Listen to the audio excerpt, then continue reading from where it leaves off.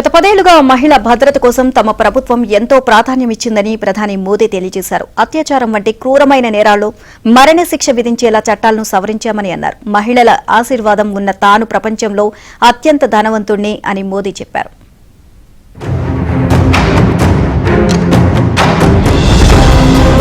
అంతర్జాతీయ మహిళా దినోత్సవం సందర్భంగా గుజరాత్ లో ప్రధాని మోదీ భారీ రోడ్ షో నిర్వహించారు. దారి పొడుగునా ప్రజలు ప్రధానికి ఘన స్వాగతం పలికారు. ఉమెన్స్ డేను పురస్కరించుకుని ప్రధానికి పూర్తిగా మహిళా అధికారులతో భద్రత కల్పించారు.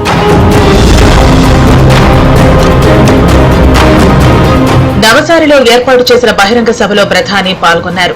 మహిళల నేతృత్వంలో దేశం అభివృద్ది పథంలో పయనిస్తోందన్నారు. గడిచిన దశాబ్దంలో మహిళల భద్రత, మహిళలపై జరుగుతోన్న నేరాలను అరికట్టేందుకు అత్యధిక ప్రాధాన్యం ఇచ్చామన్నారు ప్రధాని. నిబంధనలు, చట్టాలు కూడా మార్చామని, అత్యాచారం వంటి తీవ్రమైన నేరాల్లో మరణశిక్ష విధించేలా చట్టాలు సవరించామని ప్రధాని పేర్కొన్నారు.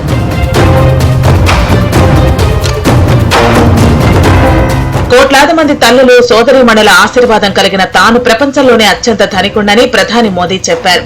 इस दिन मैं गर्व से कह सकता हूं कि मैं दुनिया का सबसे धनवान व्यक्ति हूं. मैं दुनिया का सबसे धनवान व्यक्ति हूं. मैं जानता हूं कई लोगों के कान खड़े हो जाएंगे. आज पूरी ट्रोल सेना मैदान में उतर जाएगी, लेकिन मैं फिर भी दोहराऊंगा कि मैं दुनिया का सबसे धनवान व्यक्ति हूं.